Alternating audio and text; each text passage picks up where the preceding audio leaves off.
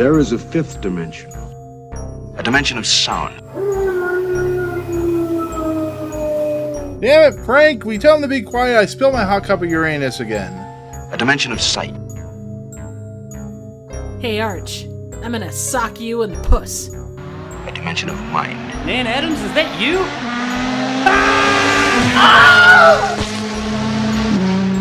Next stop, the Twilight Zone. What's going on, everyone? Welcome to the Fifth Dimension of Twilight Zone podcast. We are here. Jacob's still waving like a kid in a candy store who got hit by, the Candyman can. Almost got hit, that type of thing. He's still waving. He's still there. He's still good. He's gonna start going from waving. He's gonna do the thing from Team America. I was thinking the Numa Numa dance. Oh yeah,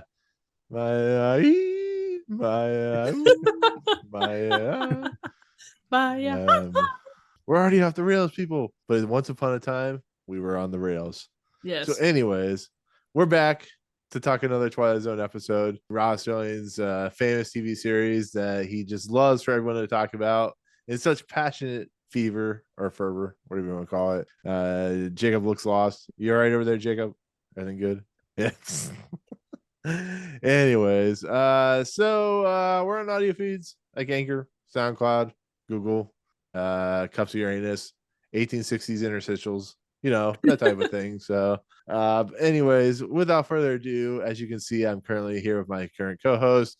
One's asking for help. Audio Boom. Oh yeah, Jacob wants us to be on Audio Boom too. I should probably say that. Jacob said it first, but I'll say it second. Audio. You know what? Every time I say Audio Boom, you're missing something, Jacob. Audio Boom.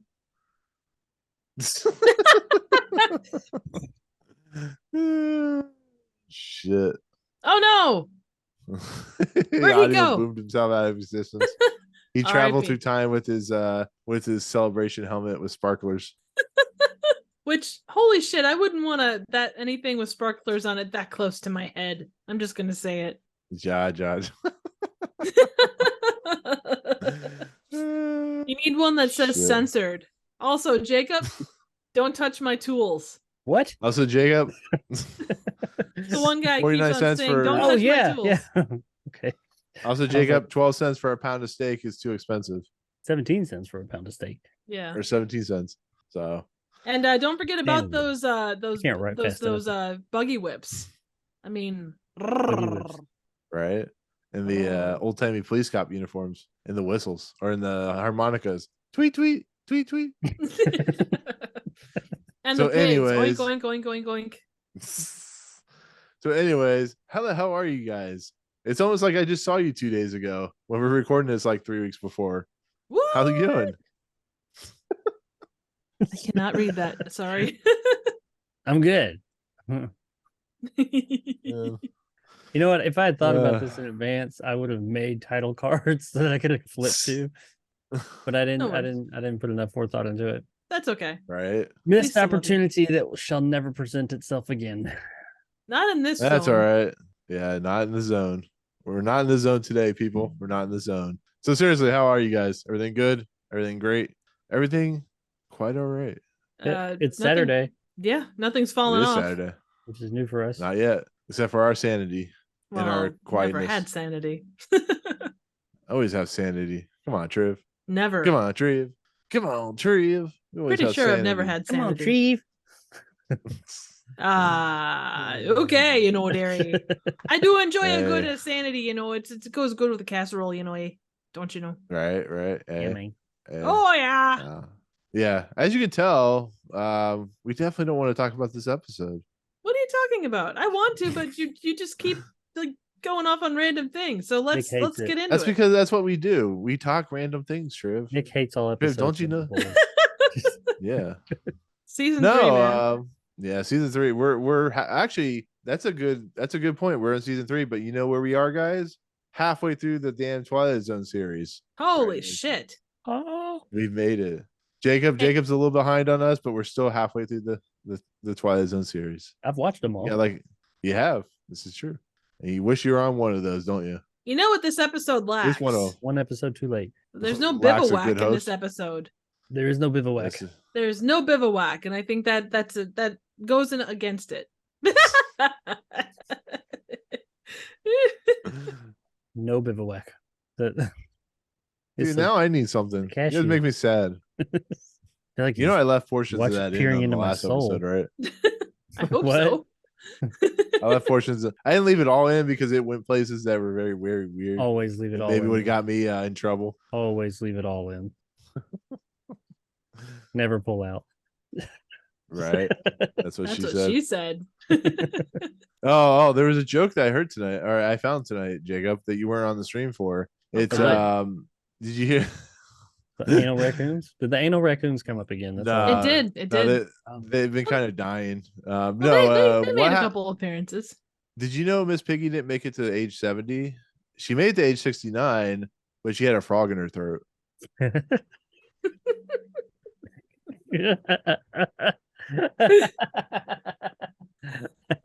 That's some good shit.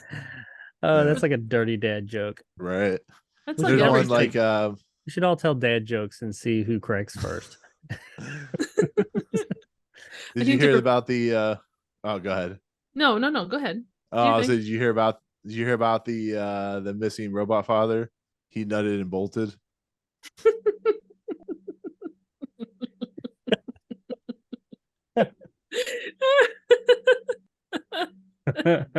This is some of the great quality that you'll see in my live streams. I know. Yeah, right. So anyways, with that said, that's my jokes for the that's my contribution to this channel. So hey, nothing wrong with that. So with that said, we're here to talk a new Twilight Zone episode. We're halfway through the series. Let me guys ask you this question. Has this been worth your time and effort halfway through the series? Like doing this podcast, like have you learned anything?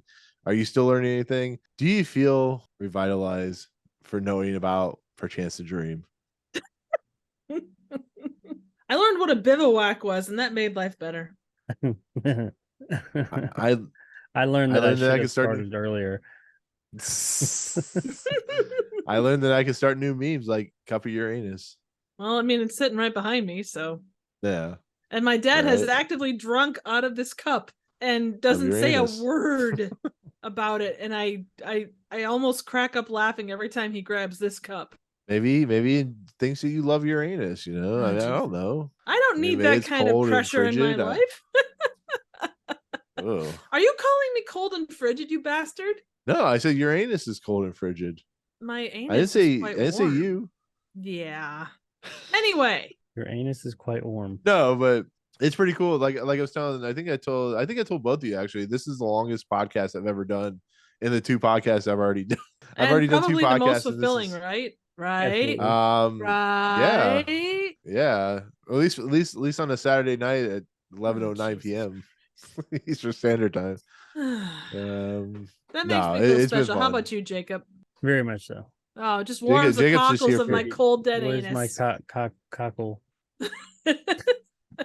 Jacob's just here for the free Perchance to Dream jokes. I hate that fucking episode.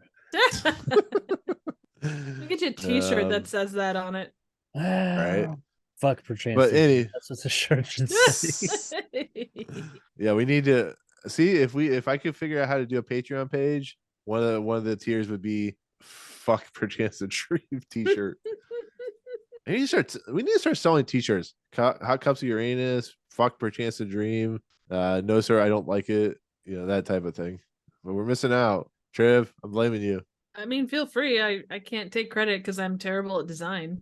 I mean, once you give me your theater, you have more time to design stuff. So pretty sure I won't because you're not getting my theater, you bastard. Bitch, I will get it. You won't. Get it. You won't. I'll take it. And you won't. Not call you back. I have an ultimate weapon against your dumb face. Is that right? Yes. If you say so. Absolutely. I do say. Anyway, Once Upon a Time. Let's get into this bitch. So yeah. Once Upon a Time is a TV show that premiered on ABC in 2011. Oh, for fuck's sake. No, okay. Seasons of the show. Yeah, that is. I did too. On Netflix.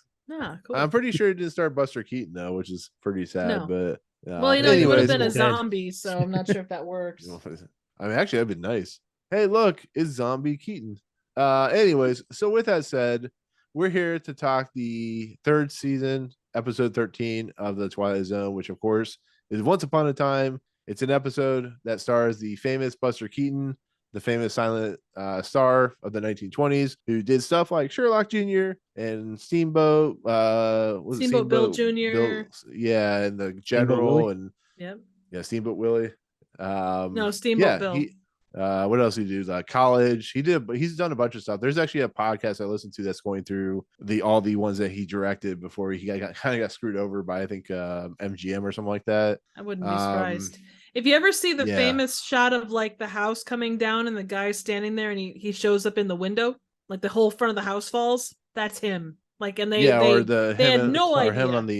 Or him on the train tracks with the piece of wood. Yeah. Yep. So actually, apparently I didn't know this, but apparently that scene where the train collapses on the bridge is considered one of the most famous scenes in history. Oh yeah, absolutely. One of the most expensive at that point too. Yeah, apparently it was a real train. They used it and they collapsed the bridge on for real and stuff. Yeah, it's pretty crazy. They kind of had to. I mean, not to say they didn't use miniatures back at that point, but by and large, when a thing happened, they had to actually do it. You go back to the super, and not to tangent, but you go back to super early cinema, super early westerns, they had live rounds that they had to shoot generally away from the person they were shooting towards. Right. That's fucking crazy. Yeah. I know. I don't think I think we mentioned it before the podcast. The guy broke his neck. Didn't realize it for years that he had broken his neck on Sherlock Jr. And that's insane. That's insane. A guy survived after breaking his neck, but apparently he was a kid that could be literally thrown against the wall and been fine. So, but anyways, that said, the episode it totally changes my whole perspective on breaking necks. Arnold Schwarzenegger, I guess he didn't kill all those people in the 80s that he was breaking necks. Back in the day, I thought if you got your neck, how do you think they keep coming? Right? How do you think they keep coming back? And that's why the same actors keeps coming back. So. Anyways, with that said, this episode is Once Upon a Time, directed by Norman Z. McLeod, written by Richard Matheson, which makes a lot of sense. Richard Matheson really loves dealing with humans in crazy scenarios, based off music from William Lava, who actually did Looney Tunes music. So if that makes any sense. But he did it for the because I think it's interesting that the silent parts of this movie or silent parts of this episode have music, but the rest doesn't, which is kind of cool. Production code 4820, premiered December 15th, 1961. This has a great cast of people outside of Buster Keaton that I love. I think they're great. It adds to the humor of this episode. But we have Stanley Adams, who plays the Fat Man Rollo, Milton Parsons, Gil Lamb, James Flavin, Harry Fleel, Jesse White. Good cast. A lot of people you probably don't know, but overall pretty fun cast. Jacob, I know you probably don't remember this episode. Triv, I know you remember this episode like I do because we've been talking about it for better part of 2 years now. I think that we've been talking about how excited we were to talk about this episode. But do you remember the premise of this episode, Jacob, at all? Do you remember anything about it outside of Buster Keaton and being in it? Nothing at all. I vaguely remember I didn't remember the episode, but I vaguely remember there being a silent episode, which this one isn't totally silent, but I remember when thinking about different things with Twilight Zone, I was like, yeah, there was one that was a silent movie. It's really weird because when it comes to movies and shows, I usually have a pretty good memory, but this show did a Twilight Zone on me or something, and I can't remember any of this stuff. Some of it I remember. Yeah. Well, too, I think just the fact that it's the way that these episodes are titled, not to say that it's not appropriately titled, but I do think that it does become, unless you know the episodes, you can be oh yeah, I think I know this episode, but then it turns out to be something different. It almost goes more by plot than it does by title of an episode. Yeah. The only episodes I honestly remember by title are the famous ones. Eye of Beholder, Invaders, the one with the one that I actually just forgot, the one where the book, to serve man. Yeah, the obsolete man. Those stuff I knew. But Once Upon a Time, I would never have guessed it being the Buster Keaton episode. You don't think about the titles of the episodes. You just think about, there was a guy that traveled through time, or there was a guy that shot his load on a woman. I mean, it makes sense, but I don't know. It's not what I would have called it. Same. What would you call it, Jacob? Putting you on the spot. I don't know. Buster Keaton does whatever the name of that town was. Harmony. Buster Keaton does. Buster all over buses. Harmony. Buster's Harmony. Busted harmony. Busting through history. Yeah, busting. Oh my god. Busting through history. There you go. I like it. Busting through history We too. see Electric Rod Serling Boogaloo come Keaton. on with like those glasses with like the vents. It's like that with some like gold chains. Mr. Mulligan, a rather dour critic of his times. He just gets down and does a. He just gets down and starts, beatboxing and shit. Yeah, it's be hilarious. And then like the Fat Boys come on and he raps the opening narration. That'd be amazing. Can we get a new version, a new old version of this? That would be. Oh awesome. my god! I think we found the perfect reinvention of the Twilight Zone that would work. Oh, totally. It goes from 1960s to the 1980s. Oh god, can you imagine? Holy shit. So with that said, this episode is very much a Buster Keaton style episode. It's a movie, a TV series. It's episode. Yeah, it's an episode. Thank you. Yeah, we can figure this out.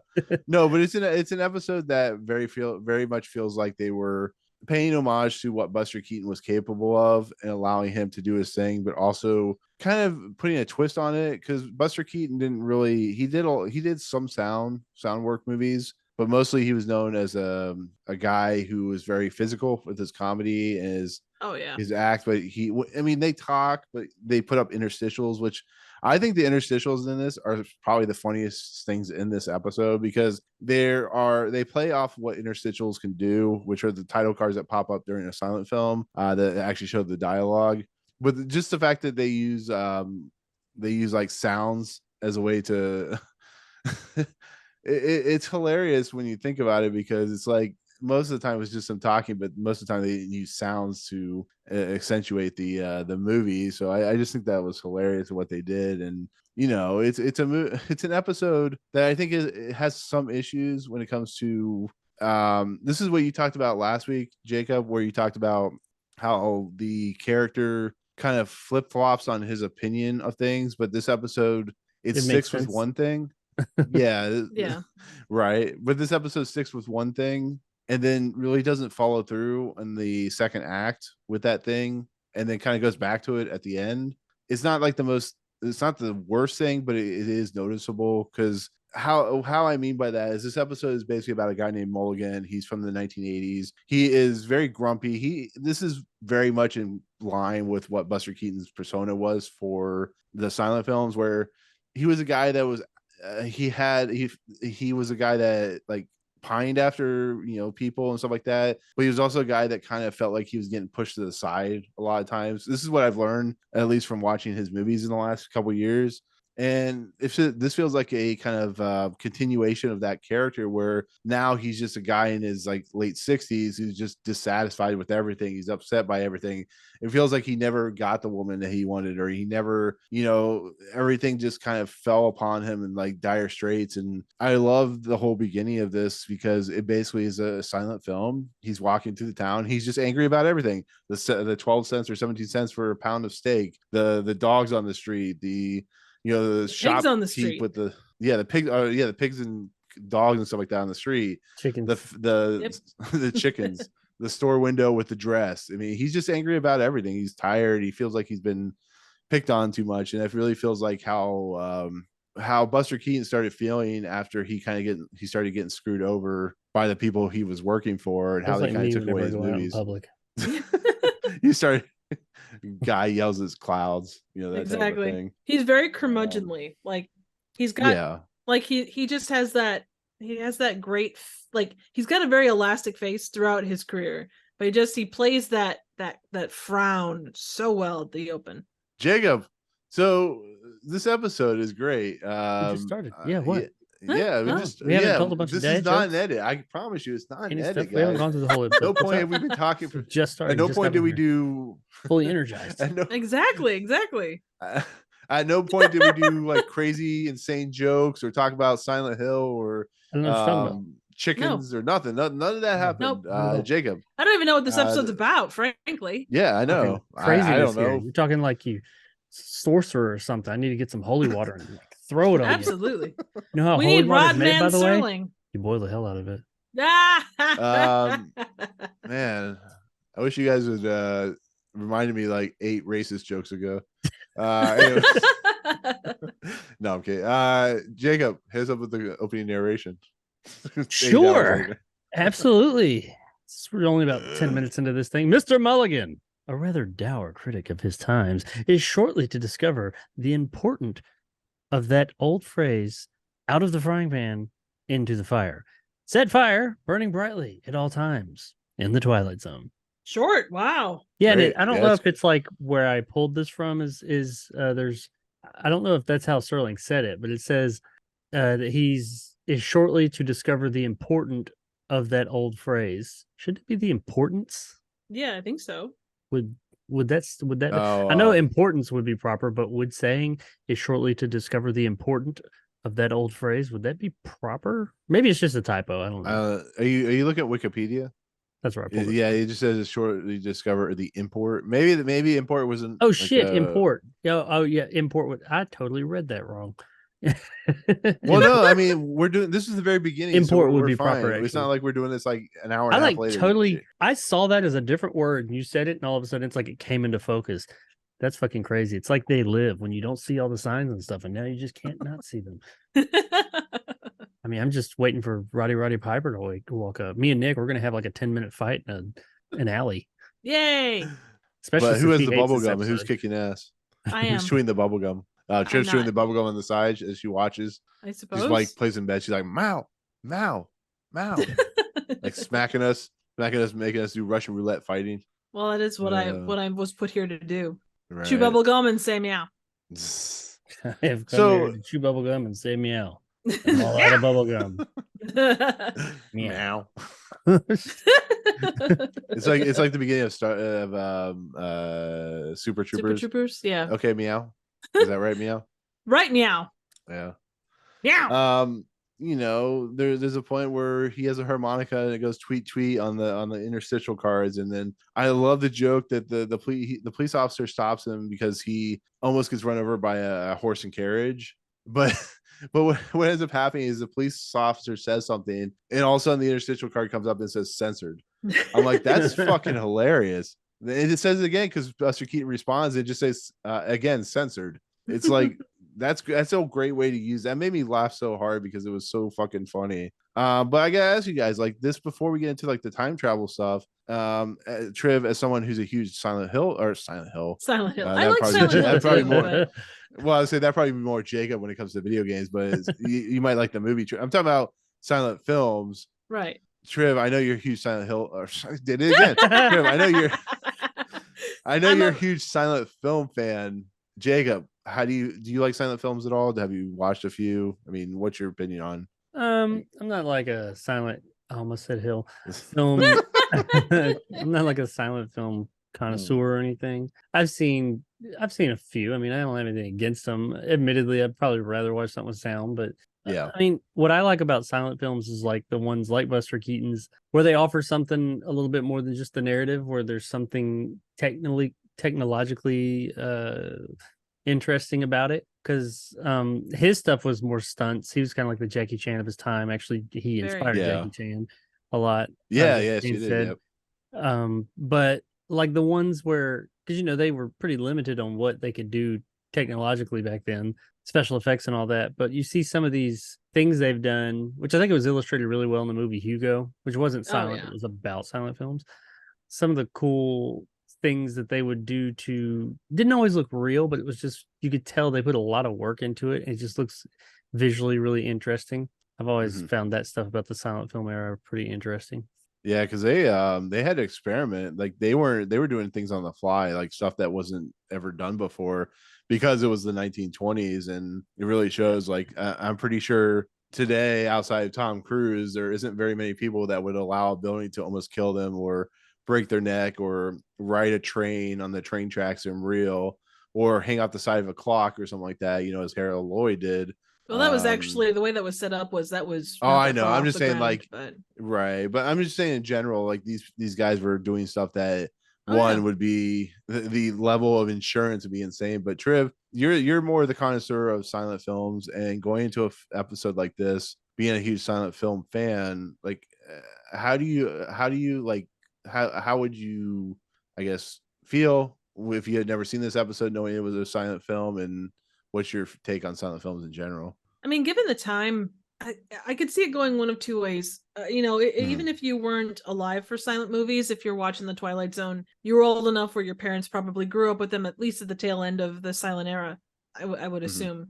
Or you'd have some kind of recollection of them. So you'd either look at this and say, the way we do with anything that kind of pays homage to things, like the way we look at things in the 90s or the 80s, we look at it and say, well, that's a nice homage, but they do this, they do that, it's too modern, it's not using this properly. I can either see them going, oh, that's a really nice homage to the things that came past. Hey, this is my favorite guy growing up. Or people are looking to look at it and go, well, the title cards don't work. It's goofy. It's taking advantage, not taking advantage, but it's not, they're not doing it right. So I could see it either going one of two ways, but I would assume for most people, because Buster Keaton was so good at what he did, and he was so prolific and pushed so many boundaries, and he was funny. I mean, on top of everything else, he had a great sense of timing. I would say it was probably something that was looked at, maybe not in the same way that we play on net nostalgia, but it's played in that way that it works. Like they incorporated a lot of the gags that he used, like he was often pantsless. Like that's something that they brought in here to play. The physicality that he brings. Obviously, he's not having half a house dropped on him or anything like that. We're not in between two boats that are going to ram together. But there is quite a lot of physicality, especially for someone his age. It's amazing that compared to the three main silent actors at the time, he was actually probably not nearly as popular as Harold Lloyd and I think Charlie that was Chaplin. Pretty. I think Charlie Chaplin but was... he's like Bela Lugosi, where I think as time moved on, I think he became the more popular of the actors because of what he did. But I think I've heard this, that he was popular. He had some really popular movies like The General, or not. Actually, I heard The General wasn't even that popular, but because it wasn't. If you're talking that time, you'd probably have Fatty Arbuckle and Charlie Chaplin are Fatty probably Arbuckle, more. Yeah, right, got accused of murdering someone, but just generally, I think at the time, at least, you're talking more, because I think it was Chaplin, and then sort of Keaton and Lloyd were kind of probably Chaplin was definitely the king. Oh, absolutely, right. Him and Lon Chaney. If you're talking generally, not necessarily humorous. But... Sure, yeah, just like the when you think silent films, those are the names that come to mind. But I think Buster Keaton, at least for me, that name definitely comes to mind too. That's in that top 3, 4, 5. Oh yeah. But I would still say that Chaplin is probably number one. Oh, absolutely, without doubt. But but no, and I think too, like if you look at and we've mentioned it in the past, not necessarily specifically about Keaton, but like with Sunset Boulevard, there's a scene in that movie where Keaton and a bunch of other has-been silent movie stars are sitting around playing cards, and they're kind of talking about the good old days and how stuff has passed them by, and that kind of reinforces what you're talking about too. I think that's part of the reason they brought him into that scene, was because he was kind of left by the wayside. That actually it's funny. It's just funny to think about like who the people in the Twilight Zone, similar to Tales from the Crypt. It's interesting to see who they brought in to play these roles, and it makes me wonder, like, was Richard Matheson the bigger Buster Keaton fan, or was Rod Serling the bigger Buster Keaton fan, or like it makes you wonder, like, well, that's true, but I was like curious if like one was like pitching this story and they're like, oh, who would work? Buster Keaton, and they're like, well, this was written specifically for him. Oh, was it? Yeah, it was. He said that at the end of last week's episode. Oh, okay. According to Buster Keaton, Rod Serling's promo for the previous episode, Richard Matheson wrote the script especially for Buster Keaton. So just from that, I would say it was probably Richard Matheson that enjoyed Buster Keaton's work. Do you think Buster Keaton was like Bill Murray, where he had to call him on the phone and leave a message? Like they didn't have messages. Leave messages back then with his secretary. Well, I mean, you could leave it with like, secretary and his gigantic house that he paid $300,000 or $700,000 for. That's a true story. 1920 something, he built a $700,000 house. Wow, that would probably be ginormous nowadays. Oh, absolutely. But going back on the episode, what do you guys think of this first part before the he finds the helmet? Like, what did you guys think overall? It was cute. I mean, it introduces you to the character. It kind of gives you the ins and outs of who and what he is. Curmudgeonly and prone to injury and like being clumsy, and I mean, kind of the classics. Like he loses his pants. He got his finger stuck in the ringer thing, which actually he lost a finger in that exact same kind of ringer when he was 3. So, but the fact that that whole thing, you learn a lot about. I mean, it's 2.5 minutes long, that bit, so you do get a lot of his character, and it's done silently, which is something you don't get often. So I think it was just the right amount. Yeah, because you do kind of. I mean, while I don't have anything against silent films, like I said, I would prefer sound, and when it came to vocals, and when it comes to the Twilight Zone, that's what you expect. But I liked how. I know we're probably going to talk about this. It's not the entire episode, and I kind of like that dichotomy there, that it's not the whole episode. I think if it was the whole episode, it may have been too much, especially for the time, and people probably wouldn't have watched it. Right. I think personally, maybe having Buster Keaton not say anything would have been worked a little bit better, but I get what you mean. I mean, Buster Keaton. The funny thing about silent actors is they sound way different than you expect. I don't know if either of you guys watch Babylon, but there's a joke in there where these are silent actors who come into sound, and they're laughed at because they sound so different than what people expect. And that's Buster Keaton sounds like he sounds like he smoked like 8 packs of cigarettes a day or something like that. Oh, probably did. Well, you look at Singing in the Rain. That's the whole premise of Singing in the Rain. You get this gorgeous woman who, has like a high pitched voice, and she sounds like she's from, I think, Jersey. So she's playing Audrey from Little Shop of Horrors. Essentially, yeah. She's got a voice like this. More. Yes, doctor. She has almost like the same voice Andy Potts had in Ghostbusters. Essentially, yeah. Well, same basic New York or Jersey accent going. But. Right. Like that very high New York accent. Oh yeah. Very much. But yeah, basically this leads into he works for Professor Gilbert as a janitor, which I think is great. But before he gets the time helmet, as Trevor alluded to, he gets knocked into a water trough, and he removes his pants inside the shop, the professor's shop, and he's running through the ringer, and he pulls out a scarf and he hangs it up. Then he pulls out a harmonica, tweet, he blows in and it goes tweet, tweet. And then he hangs that up, which is hilarious. I thought that was really, really funny, where he just hangs up the harmonica to dry out. It's just like... And the harmonica was slightly busted too. Like if you noticed all the notes around it, they were kind of crooked. So it was... Yeah. It wasn't proper harmony. It wasn't working. He just took his pants off, but he left everything else on. Your shirt, your jacket, everything else is soaking wet too. But yeah, it's so hilarious. That's why it's so hilarious. It's why the rest of the episode is so hilarious. Well, yeah. But it's also hilarious that it just plays out through the entire episode too. But he tries to ring out. It does lead to one of the best bits of the episode later on, I think. Oh yeah. Well, and all of those. Oh, sorry. No, go ahead. I was just going to say, like, that's kind of this whole episode. Like, you talk about some of the callbacks. Basically, everything that they show in the silent part gets repeated, like, almost verbatim in the non-silent part. Like, he sees the cost of different things, and, the harmonica thing comes back up, and the pants thing, and they do a good job of that, so. Right. But my issues lie in how that like live action, or not live action, but sound portion plays out, but we'll talk about that. Yeah, but no, okay. I mean, like he tries to wring his pants through and he can't, so he just hangs those up too. So now he has a scarf, harmonica, and pants hanging on the clothesline down in the basement somewhere. I thought that was kind of funny. But I mean, this leads to Professor Gilbert is an introduction, and he has what he calls a time helmet. And yes, it's the 1960s, but I think this fits the aesthetic to the silent film, where it's this like over the top absurd looking thing that has these like things sticking out, sparklers sticking out the back of it. Oh man, yeah, sparklers. The Flash. It has like this like time dial on it and stuff like that. It's very much what you would see in the 1920s silent film, just like this really over the top like thing. He had to like twist it on. Yeah, he had to twist it on. He turned it, and all of a sudden it just sparkle up, and he's like freaking out and stuff like that. And he runs out into the street. And smoke happens, like what would happen in a 20 silent film, just a smoke, and then it transitions to the 1960s. And you forget someone tossed him a chicken like right Oh before. yeah. Out of nowhere. He tells him a chicken. And he just takes it to the future. I'm sure it's in a poultry shop somewhere at this point in his career.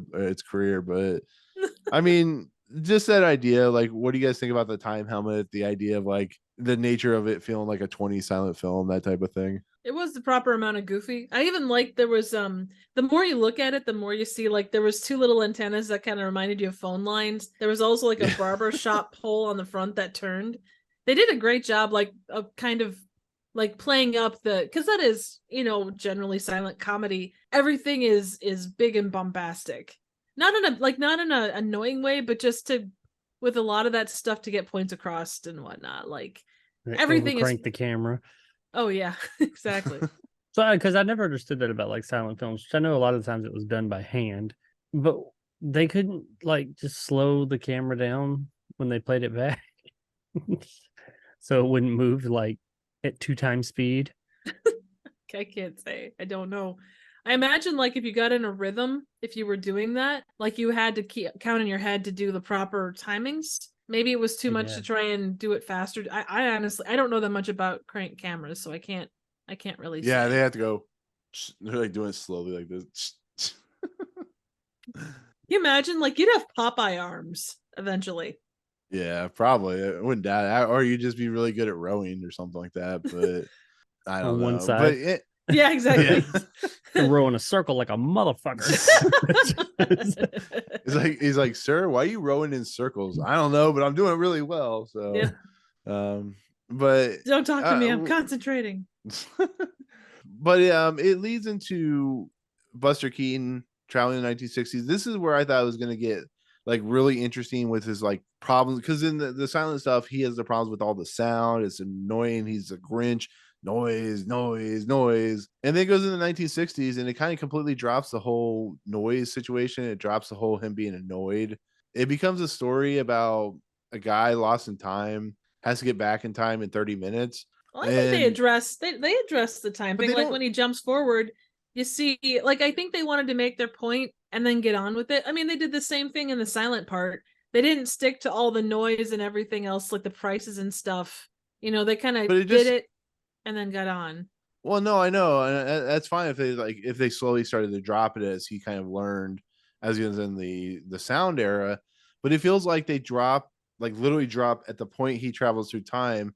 His annoyance with sound, his annoyance with the prices after he sees the steak price and stuff like that. They never really kind of continue that until the very end when he's just happy-go-lucky. But here, he's like traveling down the road. He has a chicken in hand. His helmet gets taken away from him just by accident on the car, because the car's like do outside the window, just happening hand just outside just grabs the that happen. The headset. That dude grabbed that shit. I mean, and then he's like, "Oh, I can't get it off. Oh no, help!" I Some think little skateboard kid takes it, or a roller skate kid takes it. Jesus.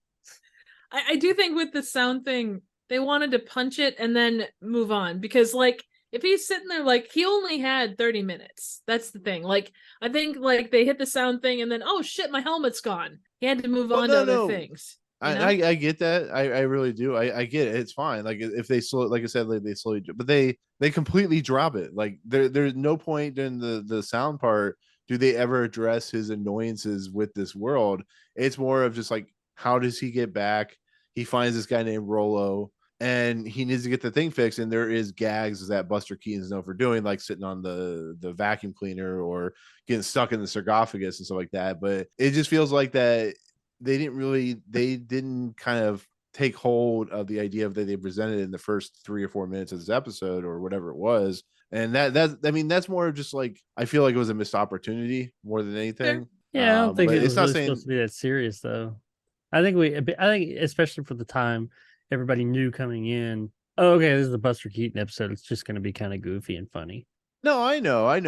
We've talked about in the past about like things that don't make any sense that kind of take away from a friend. I'm not saying this episode's bad, because we're obviously I understand. talking about it for 2 years. Yeah, exactly. Yeah, it's definitely below Per Chance to Dream now, right? Nick hates Buster Jacob's like, Keaton. fuck you. We've figured that out. No, I think that there was so much else. I think there was so much else, and I understand what you're saying 100%. But I do think that from a story perspective, okay, you hit him hard with the fact he's in the future. He's going, like, because he had the look on his face. But then all of a sudden he realizes he's in the middle of traffic. He's, the helmet's been taken. There's all of this stimulation of all of this stuff in this place that he doesn't understand. I think that, and then he gets pulled into the little shop where he kind of sees all the technology stuff and Rollo and everything else. I think to try and bring that whole sound thing back in would have been, because you do see him, like, he interacts with the TV, he interacts with all this stuff that he doesn't understand. Oh yeah, I was gonna we're gonna get to the TV bit. Well, when he first gets there and the sound is just like insane. I think it's supposed to show that, hey, all the irritations he had in the beginning with the sound, the prices, the everything is just going out of control. The world's losing its fucking mind. It could be worse, because he went there and he saw how everything's louder and brasher and more expensive. Well, that's insaner. Is that a word? I don't know. That is the great thing about this episode, is the payoff with Rollo and the payoff with him are great, because they show maybe you should just be happy in your own time, which is what we always complain about, how we would love to go back to at least I would love to go back to the 1950s and 60s, but would we really love going back to those times? Like, would it be really back? Exactly? Well, that's what I said. Like, yeah, I mean, if you were stuck there, like the Weeping Angels time traveled you back to whatever time and stuff like that, and bring some almanacs with me first. Well, yeah, I was gonna say you gotta take those back with you, but no, I mean the kid takes the helmet and does what a kid does on roller skates and wears the helmet like a hoodlum white kid in the 50s or 60s or whatever. Hooligans. And hooligan, yeah, he just takes it, he runs and he falls into Rollo, which I love Rollo's character. I love these like heavy set, like really boisterous characters. He feels like the devil character, the Satan character in Escape Clause a little bit. Oh, very much. Has he been in any other Twilight Zone apps? He looks really familiar, and I didn't look it up. Stanley Adams, let me check. Oh my god, he's been in a lot of shit. He's in Breakfast I was at Tiffany's. Gonna say, I'm not surprised. I couldn't remember. He looked super familiar, but I couldn't tell from where. Oh, he was in what is this show? Breakfast at Tiffany's. He was in Star Trek the original series as Siriana Jones. Oh, okay. He's like that. He's like that actor that appeared in a lot of like one episodes of a TV series. Okay, cool. But he's never like the guy. He's always that guy. He's like what's the guy? The John C. McGinty. He's in everything. He's like he's in Mr. Garrity in the Graves episode. That's why it was on. Oh, okay. He's like Ron Howard's brother. Yeah, there. Yeah, he just pops up. But he's memorable. He's always there. He sticks out. And he was in House of the Dead. And the Ice Cream Man. That's Mexican for dead. But yeah, Rollo is a guy that he's up to something. He's like that schemer that you will find out eventually will do something to screw over Buster Keaton's Mulligan character. But first they have to get the headset or the helmet working, and they go to the shopkeep, and a lot of the physical comedy gags happen in the shop. First he's got to make a Rollo believe him by telling him, "Oh, I'm from the 1860s, and who's the president?" There's some like funny jokes about like the technology and stuff like that. And I don't know. What do you guys think about Rollo as an individual? He's slimy as hell, but he's fun. I'm not gonna lie, I didn't know, because I was just kind of rolling with the episode. I didn't realize he was going to double cross him. I mean, until you obviously know where he's sitting here. He's like, "Oh, and what's this right here? Fix that." Like closer to the end, I thought he was just, I don't know. I wasn't reading into it that much, I guess. But then he double crosses him, and I was like, really? But I liked him. I thought he and Keaton worked really well together, especially that scene where they're walking down the street, running from the cops and putting the pants on and all that. I thought that was really creatively done. That's kind of a classic silent movie thing too, like where the way that they hide, it's like almost like a cartoon. Oh, very much. Well, that's the funny part. Like they go in the shop and they're like, "Oh, it'll be fixed on Thursday," and they're like, "Okay," and both of them walk away. You're like, "Thursday." I love when those jokes are like, "Oh yeah, that's fine," and they realize they only have like 15 minutes before they need to get back in time and stuff like that. And I just love the sight gags that happen where, the constant, like, they're working, the Rollo and the shopkeeper are working on the headset or whatever, and Buster Keaton's just walking around looking at things. He steps on a vacuum cleaner that makes him jump like a cat, and he sits on a vacuum cleaner, it makes him jump like a cat. He runs out to get to look around, and it's amazing that he doesn't have pants, but he looks up, he goes to a store with pants, and the businessman comes out and he's like, that'll be $5, please. And I love the side gag where he's like, Buster Keaton's like, oh, okay. He's like, it's like, oh shit. He's like, he doesn't realize he has like money. Somehow he has money later on, but he has no money now. I love that stuff. And then, like I said, the TV where he clicks it on and the guy's talking, like, it almost looks like the guy's literally talking at Buster Keaton, the character. He turns around and so he's talking at the woman. But I love that stuff. I mean, what do you guys think about that kind of stuff? Oh, it's always good with things like that. Like he's so good at what he does. He plays it well. Yeah, I thought it was cool how they used like a bunch of those like silent movie gags and jokes in the non-silent time. They still worked. It was a little different, but they still worked. Like the whole like Thursday. What Thursday? Wah, wah, wah, wah. Zoinks, Yeah, like I said, the TV, you can tell that it was like a separate like shot from something else. They probably was nobody there, but it just like the guy's just staring right down at Mulligan, and he's like talking to him like he's like the guy with the buttons, to the crazy guy with the buttons and stuff like that. And this fella says hilarious. This guy's got no buttons. What does that mean? Like who? And he's like, TV, you jackass. I like how the dude Rollo just like accepts the fact that this guy's time traveling because he's got this ridiculous looking fucking helmet. Well, he also he confirms the date with him. He's like, who was the president? And he's like, Ben Harrison. Well, who was the president before that? Grover Cleveland. By God, he's from the 1890s. You must know it. It must be true. You know who 2 presidents in a row are. Oh my God. Insanity. I also love that it said later on, he's like, I'm a doctor in the 1860s. I'm like, that's random. Guy that runs into Buster Keaton's just happens to be the guy that knows about the 1860s. He's like, I'm going to go back there. It's a charming era. Yeah. Which like it's God. Oh, I did also enjoy the repair guy. He's like, don't touch my tools. Don't touch my tools. And then, hey, buddy, stop touching my tools. And then Rollo like brings out his own tool and he's like, don't touch this is mine. Oh man, yeah, there's a lot of good stuff. Like I said, like I said, the whole pants scene where the two go out. I can't remember where they go out. They go outside. Oh, I think it's because they were looking. Buster Keaton had left already. The Mulligan character had left, so Rollo goes out to find him, and the police officer is walking towards Mulligan because he has no pants on, and Mulligan runs off, and he goes and hides behind Rollo, and the police officer's like. And they're walking behind each other, which is another staple of the 20 silent film where they have that joke where you can't see the guy comes because back. They do that whole seamlessly.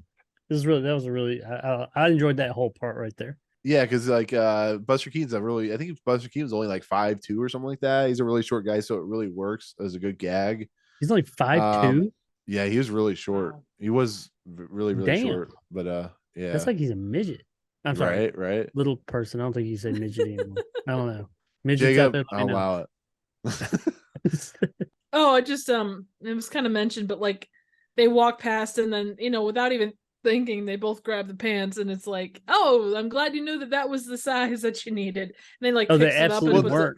When he first put them on, yeah, he's like holding up like he's like he's walking like a clown. I imagine they had to be that big to make it easier to jump into, but like the ones he pulled off the rack were fucking ginormous. Absolutely. And then next scene it's like, oh, now you went by a tailor on your way here too, huh?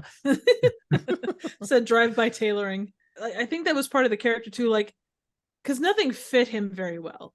Like the shirt and the vest didn't really fit very well. The jacket was a little and I think that was part of the gag with the pants too. Not so much that they were so big that he could like jump into them, but like just generally that was kind of his. It wasn't like a Charlie Chaplin level like schlub, but it was kind of in that realm. Yeah, because Buster Keaton was more known for being very tailored in his suits and stuff like that, right? Like when he Not really. He played like the routes, the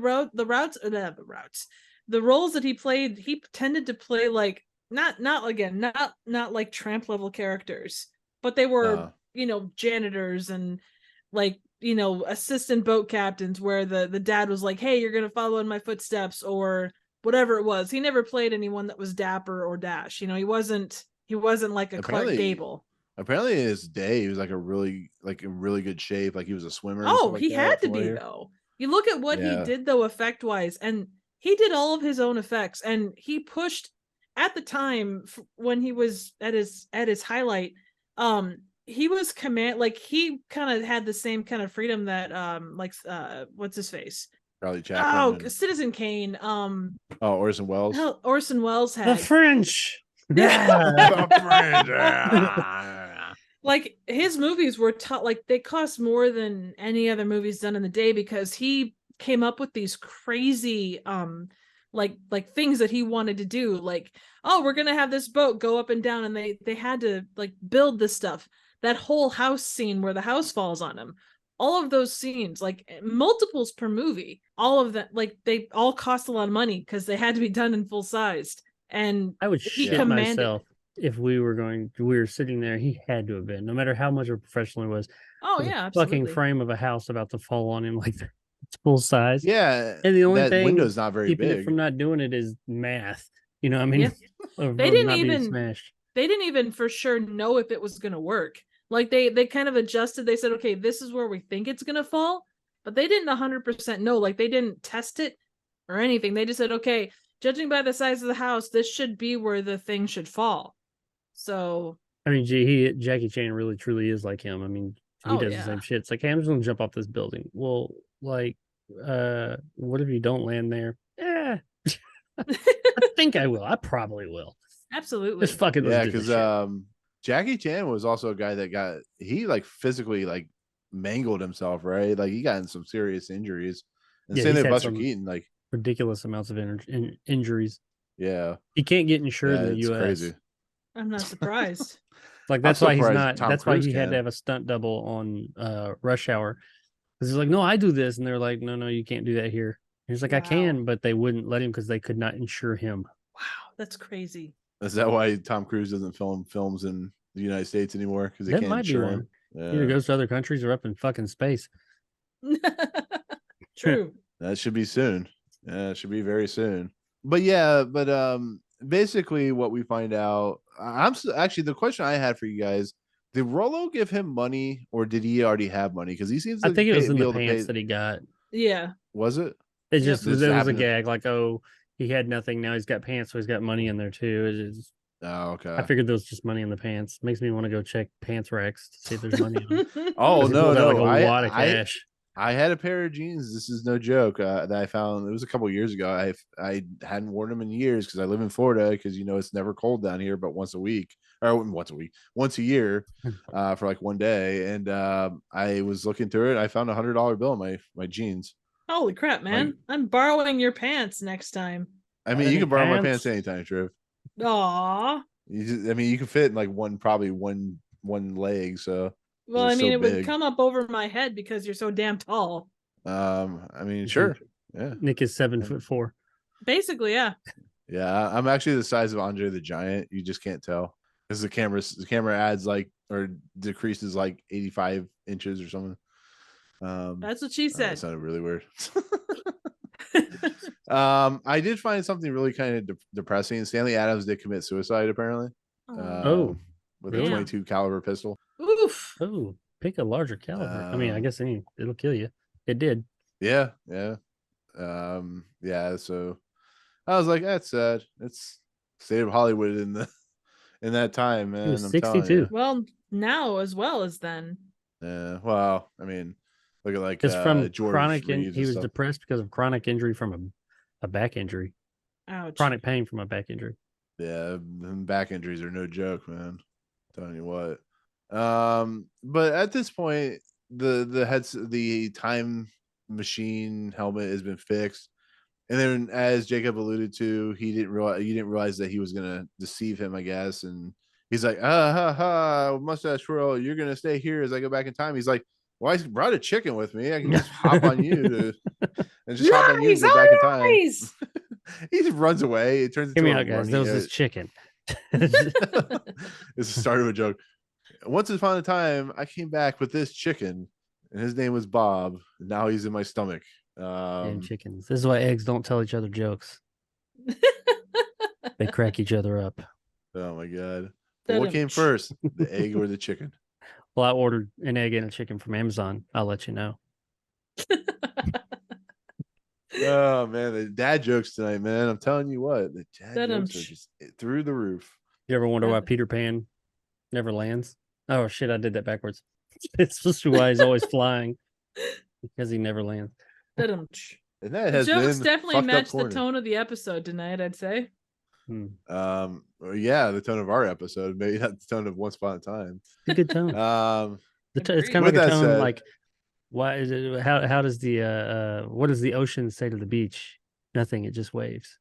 You want to hear a clean joke? Yes. Or I did that backwards. You want to hear a dirty joke? The boy fell in the mud. You want to hear a clean joke? The boy took a bath. Oh man, 3 guys walk into a bar. 4th one ducked.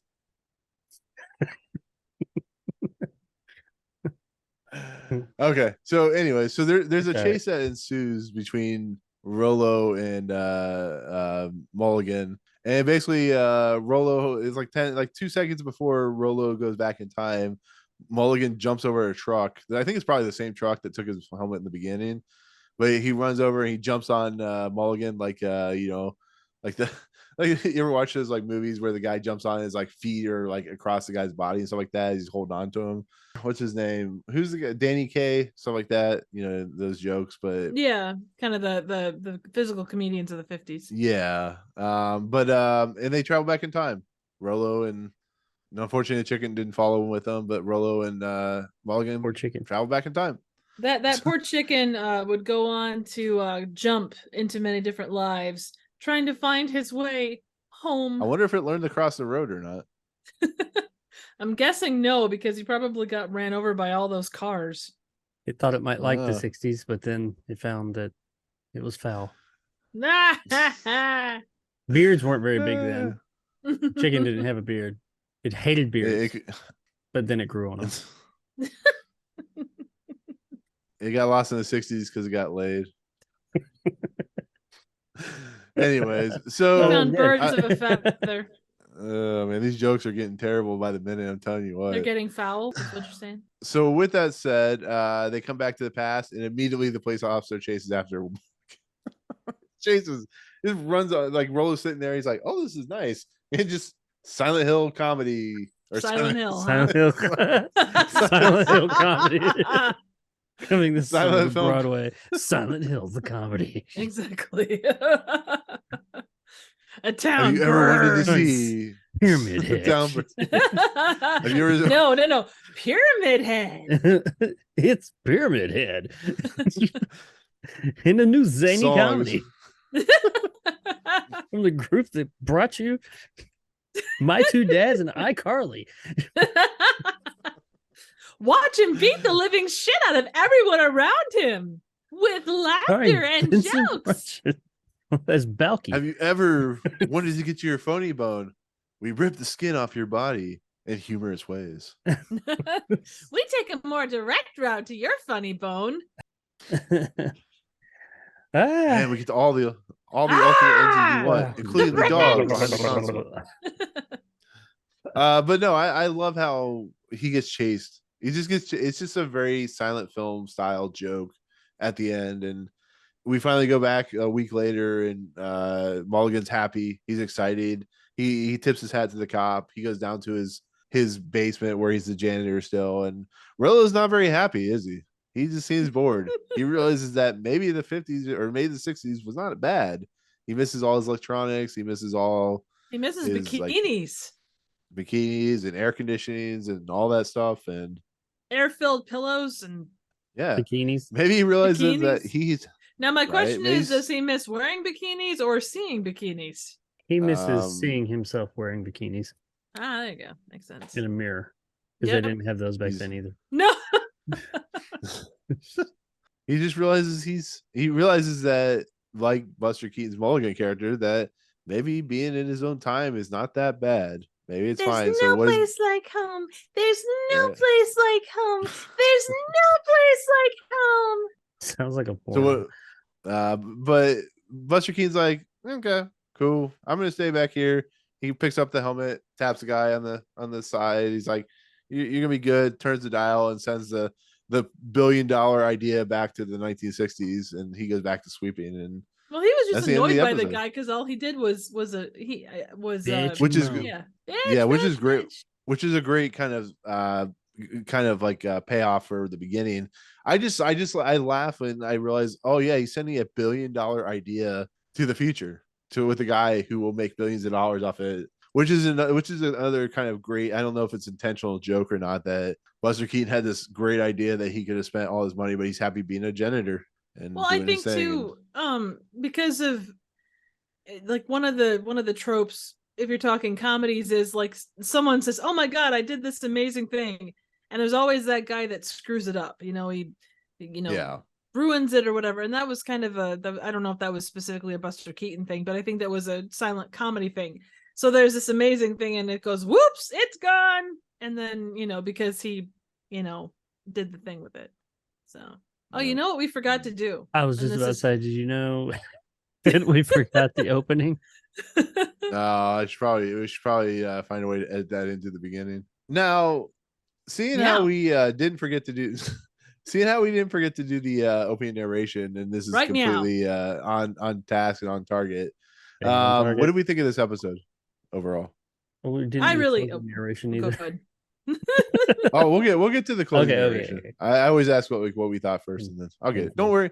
Don't I make me worry read all the another dirty time, joke. damn it. I'll read another dirty joke. Oh do no, it. not that. I'll do No, no. I enjoy this episode. I'm kind of biased because I do love silent movies, and they don't get a lot of, especially now. And I know that we're looking at this from the 60s perspective, not 2022, but there's a select group that talks about them, but you really don't get people that talk about them. And this is kind of a nice homage to what came at that point in time. And I think they did a nice job with it. It was nice to see Buster Keaton out doing his thing. Bless Yeah, him, I got Jesus. it's not perfect by any stretch, but I think it's got so much charm, and it fits into that little niche you get of the Twilight Zone. That is like, will the real Martian please stand up, or One for the Angels, or A Most Unusual Camera. It's kind of outside the box for a lot of what the Twilight Zone is, and I live for those episodes because it's nice to see. Not that there isn't quite a large variety of things, but it's not sci-fi. I mean, it's sci-fi, but it's not like hardcore sci-fi. It's just, it's there to have fun, and that's kind of where it ends. Yeah, I think this is. I think Real Martian Please Stand Up is funny, but is also very dark. I think this is the best comedy of the series so far.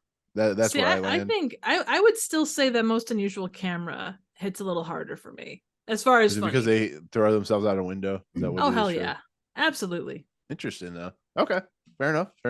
But that isn't to say like there's not a lot of difference between these two. But like Most Unusual Camera is in my top 10, so this is shortly below that, Okay, but not far. fair enough. But Fair that's enough, personal top 10. That's not like specific to this list. I liked this episode. It was very enjoyable. I liked the whole silent film thing they had going on in the beginning and in the end with the times, and it's never explained. I like that. And that was kind of a callback to the time itself. And, that's when silent films were around, and also Buster Keaton himself, of course. And, well, I mean, I wouldn't want every episode to be this way. I do like the variety it throws into the whole thing. It's a goofy as hell episode.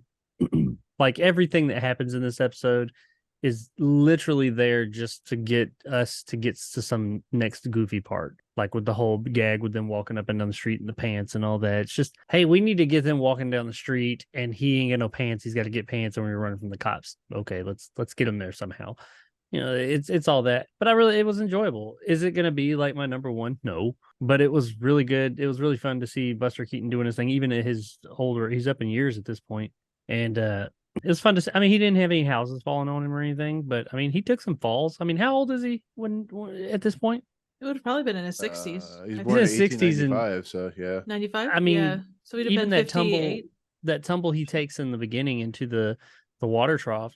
We look at that and it's like, yeah, I can do that. But I mean, you know, when you're in your 60s, it might not be as easy to just like jump into a fucking water thing. And he's not less necessarily in like the best of shape. At least he doesn't look like it. So I mean, you know, he's still got it. And like the little thing about like I keep going back to walking down the street. That was my favorite bit. But do I think it's the funniest episode that the Twilight Zone has had?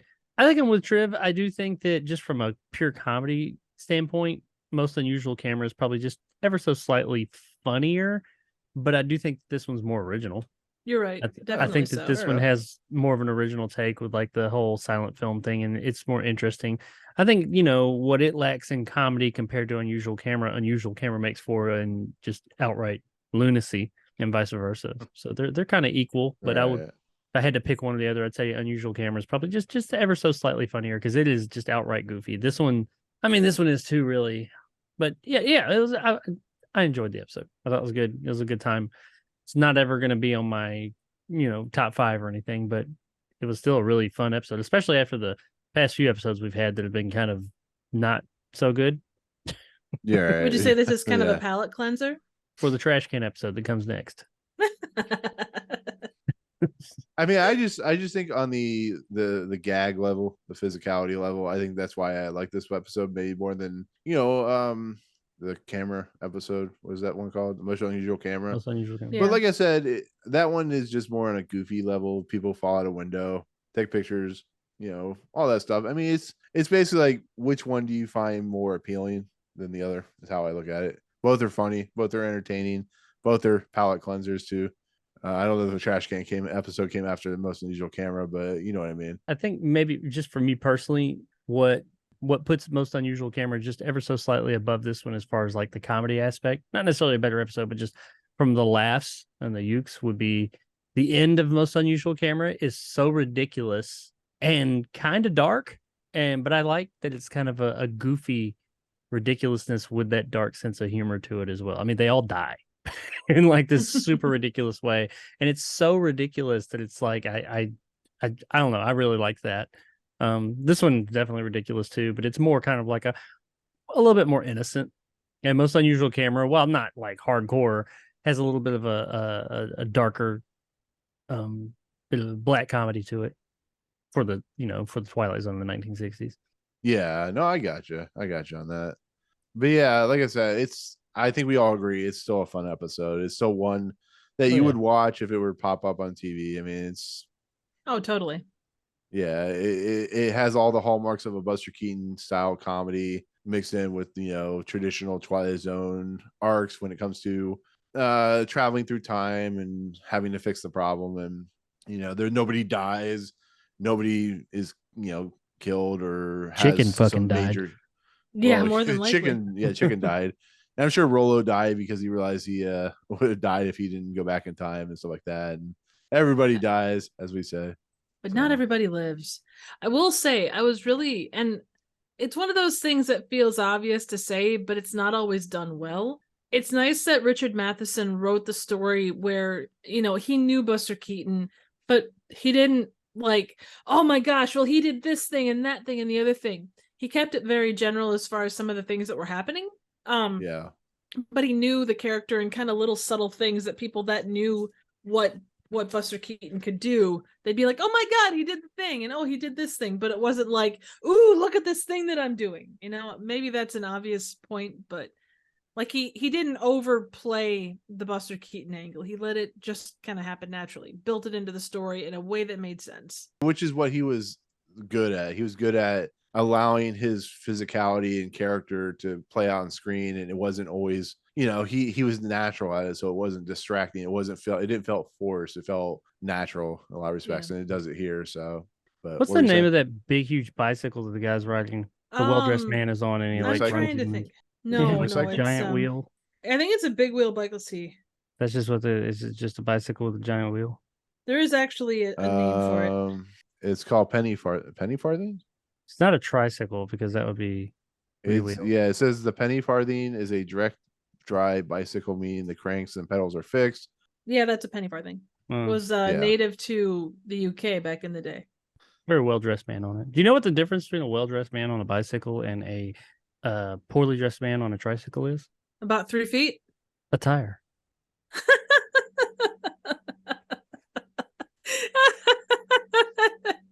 I went way out of my way to get there. That's okay. That's awesome. Do you know what the difference between people who have their microphones muted and people who don't are? Yes, thank Scared you. to ask. Silent Hill. Silent Nick. Silent Night. Silent no, Mike. what I was saying was there's an episode of The Simpsons where Homer's making fun of people on penny farthings, and he gets a knock on the door, and all you see is the foot and the penny farthing. And the guy just kicks him in the face. He just drives away. Yeah, it's pretty funny. But yeah, I think we're all in pretty safe say it's pretty good episodes. So Very Jacob, much. now's the time for the actual closing narration. Now is the time. I hope we might wait till the end of the episode to do it. I don't know. To each his own. So goes another old phrase to which Mr. Woodrow Mulligan would heartily subscribe, for he has learned, definitely the hard way, that there's much wisdom in a third old phrase, which goes as follows. Stay in your own backyard, to which it might be added, and if possible, assist others to stay in theirs, via, of course, the Twilight Zone. So stay in your lane, bitch. Right? You know what? Listen. That closing narration was short, like Buster Keaton. That it was. That's all I got. That's terrible. I could do the ultimate dad joke. The Sure. old school, the oldest dad joke of all. So old that people don't even see it as a dad joke, but it is. Why did the chicken cross the road? Why? Ew. To get to Why? the other side. Why did the chicken cross the playground? To get to the other side? To get to the other slide. No. What did the vet say to the cat? How are you feeling? Let me whisker you away from this place. We will pause. Well, I'm afraid of the calendar. I'm afraid for the calendar. Its days are numbered. last time I was out of town, I stayed at a hotel. And they tried to charge me $10 for air conditioning. It wasn't cool. Oh, somebody help! Get me out of here. This furniture store Alright. keeps calling me. All I wanted was one night stand. Oh, for fuck's sake. Make it stop. Hey, if April showers bring May flowers, what do May flowers bring? Pilgrims. That reminds me a lot of how you would find Will Smith in the snow. Follow the Fresh Prince. All right. So, anyways, with that said, knock knock. I'm just anyway. So, with Silent that Hill. said, Silent Hill, Silent Hill. Where do we rank Silent Hill on this list? No, I'm kidding. We'll go ahead and head into the last segment, which of course is the Twilight Zone ranking list, the greatest list that Rod Serling would definitely have loved because he loves rankings and not making fun of his episodes in form and fashion. I sent you the whole list, but I think this is you guys think it's underneath the most unusual camera, which is number 28. I don't know. You guys tell me where you want to put this. I didn't say Tell me that. Peacock. I said Cassowary. she's a cashew. Yeah, exactly. I said I thought from a comedy standpoint Yeah. that Most Unusual Camera was funnier than this one. Whether that means I think it's better or not, who knows? That is another perspective. The shadow knows. Exactly. Who knows what fear Um, lurks in the hearts of men? Is It's a this great is 90s this movie. Yes, I agree. I love Tim Curry, and I love was it Ken Leung who plays the bad guy? I think Isn't it? so. I remember Alec Yeah, I Baldwin think was so. the shadow. Exactly. But do you know? He always had Only that he knows. Morticia lighting going on. Oh yeah, when he backs up, he's like, Jonathan Majors, or is it Jonathan Majors, the guy in the Game of Pool? Isn't he the father of Penelope Ann Miller in that movie? Wasn't Jonathan Majors Kang? No, who am I thinking of? I don't know. Jonathan Winters. Wasn't Jonathan Winters in The Shadow? I haven't seen that movie in like I haven't seen it in ages either, man. ever. Oh, you guys gotta watch it. It's I've so cheap. I've seen it. Jonathan It's just been forever. Yeah, Jonathan Winters plays Penelope Ann Miller's Let me put it on my list. father. Let me open this. Oh, it's up. so good. Put it back on my... How have you not Damn watched it? Didn't you do a comic book No, movie? thing? Somebody stole my Microsoft Office. I will find you. I've seen it. It's just been an age and a half since I've seen it. Where are we putting Once Upon a Time? I guess Jacob's fine with it being above number 1. Where are we at? No, I mean, do you guys? Is this a top 20 episode? Is it in the 20s? Like, where would you guys put it? I think it's a top 20 episode, but 24. Well, yeah, we're gonna put it above 24. I mean, is it above like people are like all over and Game of Pool and The Man in the Bottle? Oh, that's a good Time thought. of Last, The Howling Man, The Silence. I don't know. Is it better than Nick of Personally, Time? I would World of rather and this is me, because like I say, I'm kind of biased. I would put it between. I'm just looking at this one area. Like, I would put it between World of His Own and The Grave, but maybe that's too high. I guess World of His Own is very funny too. I guess that is the funniest one we have on the list. Well, because you get like that fourth wall break that kind of makes everything all the better too. Yeah. But that's where I'm starting. It doesn't have to sit there, but that's kind of where my brain is as far as starting. What was The Grave? The Grave was where the guy like that was with Lee fucking Marvin. Oh yeah. Okay, that Grave, yeah. Yeah. Lee Von Cleef. I mean, that doesn't offend me. All right. Because I mean, I thought this was a good, entertaining episode. But on the flip side of that, well, I mean, I guess they had something to say in the way of, we always think when you think things are bad, they could always be worse. Well, it's a grass is greener kind of a deal. Yeah, grass is greener. Appreciate what you got. Appreciate where you are. Yada yada. But it didn't really have a whole lot to say. So this is a very surface level episode for the most part. But that doesn't detract from its entertainment value. So yeah, I mean, yeah, I'm cool with that. I think a World of His Own, it didn't necessarily have all the physical stunts that this one did that were impressive. But the whole site going, starting out as a silent film and ending as a silent film, I thought was really neat. But World of His Own was really creative and just really well put together. I felt like. I think it was a very well put together episode that was hard to find. Not to say, obviously, we think 15 other or 14 other episodes are better, but it was just a really well thought out, constructed episode overall. So I think I'd be cool with number 16. We put it above The Grave and under World of His Own. I mean, I'm like right near there. I would put it like right below The Silence, right above Howling Man. I just think those like The Grave and Silence are like better episodes. I mean, it is a different type of episode, but I just think The Silence is a better episode, just in form and structure. I think this is better than like the rest, like Howling Man. I mean, I love Howling Man, as we all know, but I think that's just where I sit. So. The Silence is that's where the guy cut his vocal cords. No, I liked that episode, but I don't know what it was that gave it away to me, and it wasn't because I'd seen it years ago. It was like literally I was watching it like it was the first time I've seen it, and like I just knew it was going to happen almost from the get-go. I just like knew it. I don't even. I'd have to go back and watch the episode that we recorded for it, but I remember that. I remember for pretty much the beginning from when the bet was made. I was like, he's going to do this, or this is happening, and that's what happened. So I think that took a little bit away from me. I still enjoyed it and thought it was okay. That was clever, but not clever enough because I picked up on it. So I think maybe that's why The Silence doesn't hit as hard with me. But I thought it was a good episode.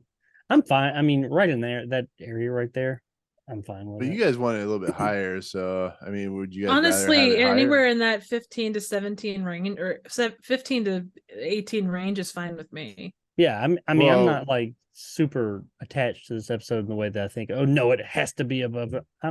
That whole range right there. I feel like it's pretty good. I did like it more than Howling Man. I know, Nick, you have a soft spot in your heart for it, but out of all, when it comes to like The Silence, The Grave, they're kind of all similar, and my feelings for those are similar. Now, I do, like I said, I liked it better than Howling Man, but I did like A World of His Own better than this one. Just ever so. Oh no, there's no way it goes above World of His Own. So I'd be happy. Well, I mean, 16, 17. I think The Grave is actually a better episode just because I think it has some pretty awesome moments. I think this does too. I think I would put it around there, about like number 17. Below The Grave. Yeah, I'm okay with that. Yeah, it's fine with me. Does that work? I mean, if you want a really dark joke, I mean, Buster Keaton is in a grave. Now he's below the grave. Yeah.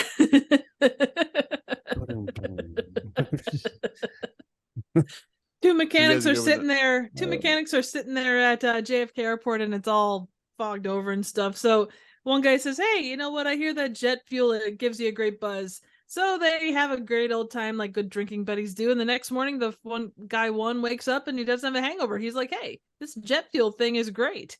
So then calls his buddy, or his buddy calls him, and he goes, "Hey, do you remember anything about last night?" And he's like, "No." It's like, you know, you haven't farted yet, have you? Or well, what's wrong? You don't sound okay. You don't sound okay. And he says, "Well, don't fart because I'm in LA."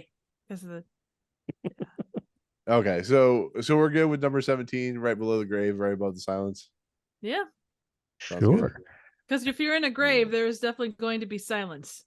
And Buster But Keaton's that in was that. once upon a time. Once Now upon it's He's just in a time. world of his own. noise. I was in a grave in a world of my own, in silence.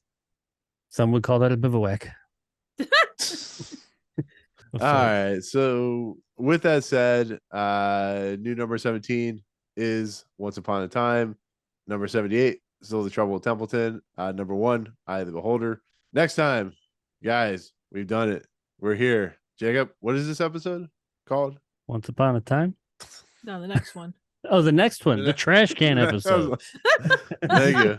I was I like, was waiting for damn, like we've been Jacob, talking about it for like 3 hours.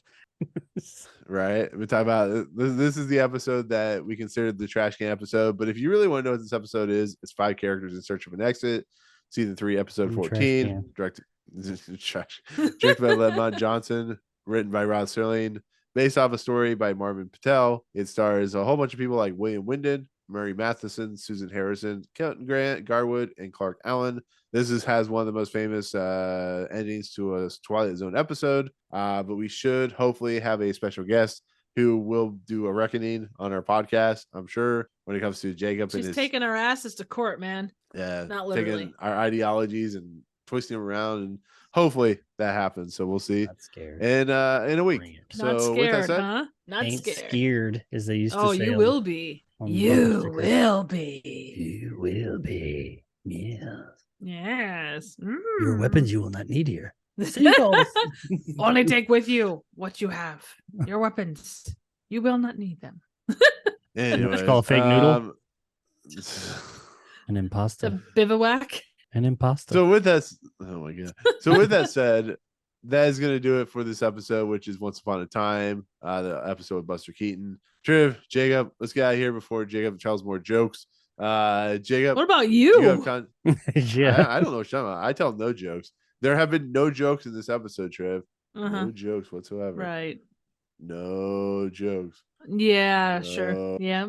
Yeah. jokes. Those are Right. not the jokes you're looking for. Like Content, Jacob. You have plenty of it. Where's it at? How do you get? Oh. How do you tell it? Are you? Do you have the guts to be an organ donor? Do I? Oh my God. Make it stop. I do have content. You can check out my most recent contents at the other one, Retro Jake XY on YouTube.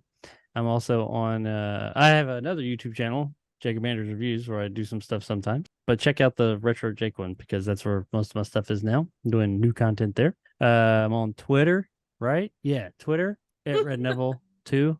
No.com. It's just a 2 at it's an @ sign. It's like an A with a little circle around it. Red Neville 2. Number 2, not numeral 2. That's where you can find me sometimes. Because anal. Always because anal.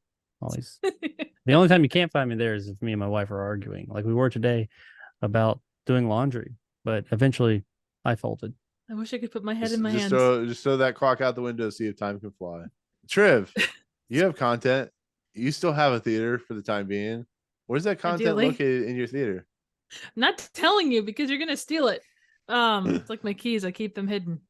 Sometimes I like to be sharp, but sometimes I like to be sharp. Sometimes I like to be flat, but always be natural with my keys. Anyway, so you can find me at Trivial Theater here on YouTube. I do random, obscure, straight up bad movies. I just did Blood Hook, which was a fun little slasher about a guy that kills people with a musky lure. It's a fish only, a good watch. Jaws, check it out. Good one. Because when you finish that one, you can you don't want to flounder around. You can check out my next one that should be coming out. Well, it'll be out by the time this drops. And we're doing Bloody Muscle Bodybuilder in Hell, which is kind of a Japanese Evil Dead movie thing. It's pretty great. So excellent. And all you have to do is give her a Kleenex so she can put a little boogie in it. So yeah. With that said, you can find me on Movie Emporium. That's where all my content and these videos are held. I'm doing Jurassic Park and Mission Impossible with, of course, Jacob was on one video with the Temple of Doom. Trev is on my Mission Impossible series, talking about just posting of close to posting of Mission Impossible 3 as this video posts, or no, Mission Impossible 4. I keep forgetting this video post like a week after Mission Impossible 3. So we talked about Ghost Protocol already. Trev loved it. She talked about, you know, how much it was like reading a book about anti-gravity. It was impossible to put down, you know, that type of thing. So hey, for your indie content, would you say that people are jonesing for it? Maybe it was the last one. Maybe it was the last crusade. I don't know. Anyways, you can also find us on audio feeds like Anchor, Audio Boom, SoundCloud, Google Play, Music, iTunes. Subscribe, rate, give us all the stars, all the bad jokes. Just send us all bad jokes. We'll find ways to incorporate into this each episode. But without further ado, we're gonna head out. And for myself, Triv, and Jacob, we'll see you guys next time in the Twilight Zone. Peace out, motherfucker. Get your hands off my tools. I had one with pineapple and bacon in it. Ooh. I just got it from if you're a off local. the podcast. That's good. That'd Nick be hates very pineapple. Dude, what's Fucking wrong with you? despise I'm with you. pineapple. I was there, man. I was there. Pineapple on pizza just seems so wrong. And then I had it. If It's it's a done travesty. right. My horizons. And like when I was training as a chef, I learned more about pineapple and what it goes with and stuff like seafood and stuff.